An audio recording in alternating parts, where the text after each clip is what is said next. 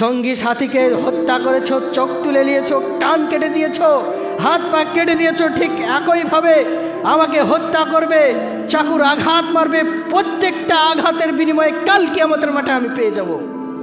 তার ব্রেন মস্তিষ্ক কি তীক্ষ্ণ ছিল। যখন খুবাইব রাদিয়াল্লাহু তাআলা আনহু বললেন যে আমাকে দূরে কাজ সালাত আদায় করতে দাও, যখন খুবাইব রাদিয়াল্লাহু তাআলা আনহু খুব ধীর মস্তিষ্কে দূরে কাজ সালাত আদায় করে নিলেন এবং তাদেরকে বলছে তোমরা যদি মনে না করতে খুবাইব রাদিয়াল্লাহু তাআলা আনহু মৃত্যুর ভয়ে সালাতকে দীর্ঘ করছে, তাহলে আমি আমার রবের দরবারে শ্রদ্ধায় এমনভাবে লুটিয়ে পড়তাম, কখন উঠতাম আমি খুবাইব রাদিয়াল্লাহু তাআলা আমি জানি না।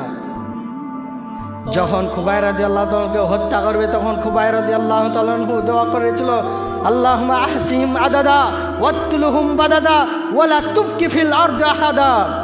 খুবাইব রাদিয়াল্লাহু তাআলা বলছেন, আল্লাহুম্মা আহসিহিম আদাদা, যারা আমার সঙ্গী সাথীকে হত্যা করেছে আমাকে হত্যা করবে, ওয়াকতুলহুম বাদাদা, তাদেরকে তুমি চিহ্নিত করে রাখো, একটাকে চিহ্নিত করে রাখো, ওয়ালা তুবকি ফিল আরদি আহাদা, তাদেরকে একেবারে ধ্বংস করে দিও, একটা আন্ডা পিন্ডা যেন না টিকতে পারে। আল্লাহ রাসূল সাল্লাল্লাহু আলাইহি সাল্লাম ওই মুজারার গোত্রের জন্য একদিন নয়, 2 দিন নয়, টানা 1 মাস কুনুতে নাজালা পড়েছিল। ওই মুজারার গোত্র দিয়ে কোনো পাখি কোনো পশু টিকতে পারে না বদদুয়ার জন্য। যখন খুবাইব রাদিয়াল্লাহু তাআলা লাশটাকে যখন নিয়ে আসার জন্য আল্লাহ রাসূল বলছে যে 30 দিন যাবৎ ঝুলছে লাশটা, জান্নাতে সুঘ্রাণ বেরোচ্ছে সে লাশ থেকে।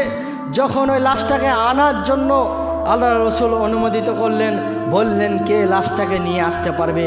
যখন 2জন সাহসী সাহাবী চলে গেলেন তার লাশটাকে আনতে, যখন নিয়ে আসছিল, যখন ইসলাম বিদ্বেষী বেদুইনরা যখন জানতে পারলো তখন তাদের পিছনে ধাওয়া করলো, তখন তারা আসতে আর পারল না। তখন মাটিকে বলল যে হে মাটি, তোমারই সৃষ্টি, তুমি আল্লাহর সৃষ্টি, তোমার এই শহীদকে তুমি রক্ষা করো। তাদের জীবনী ছিল এইরকম, তারা বাতিলের সামনে কখনো মাথা নত করেনি। তাদের জীবনী পড়লে হৃদয় চিরে বেরিয়ে যায়, তাদের জীবনী পড়লে চোখ দিয়ে অধর নয়নে অশ্রু বেড়ে যায়। আর মুহাম্মদ সাল্লাল্লাহু আলাইহি সাল্লাম কি কষ্ট করে দিন প্রচার করেছিলেন, এই কারণে দিন প্রচার করেছিলেন আমরা যে অন্যায় করব, অবিচার করব, দুনিয়ার প্রতি আমাদের যে মোহ জাকিয়ে বসবে, এই কারণে আমাদেরকে সৃষ্টি করেছেন। এই বলে গিয়েছেন মুহাম্মদ সাল্লাল্লাহু আলাইহি সাল্লাম, এই বলে গিয়েছেন তোমরা দিনের মধ্যে বিভেদ হয়ে যাও, ঝামেলা করো, অপরকে গালাগালি করো, অপরের জন্য মানহানি করো। আল্লাহ রাসূল সাল্লাল্লাহু আলাইহি সাল্লাম এই কথা বলেছেন? কোথাও বলেনি। তাও আমরা একের ওপরে হিংসা বিদ্বেষ আমাদের নেই, সেই একই জায়গায় উপস্থিত হবে জান্নাত না হলে জাহান্নাম, তবু আমাদের ঝামেলা বিদ্বেষ দ্বন্দ্ব আমাদের মধ্যে লেগেই আছে। আপনিও জানেন আমিও জানি, কোরআন হাদিস আপনিও জানেন আমিও জানি, আমাদের শেষ ঠিকানা হবে জান্নাত না হলে জাহান্নাম। আপনি জানার পরেও একজন মুসলিমের হক আপনি নষ্ট করছেন। কাল কিয়ামতের মাঠে আপনি আমি পাকড়াও হয়ে যাব।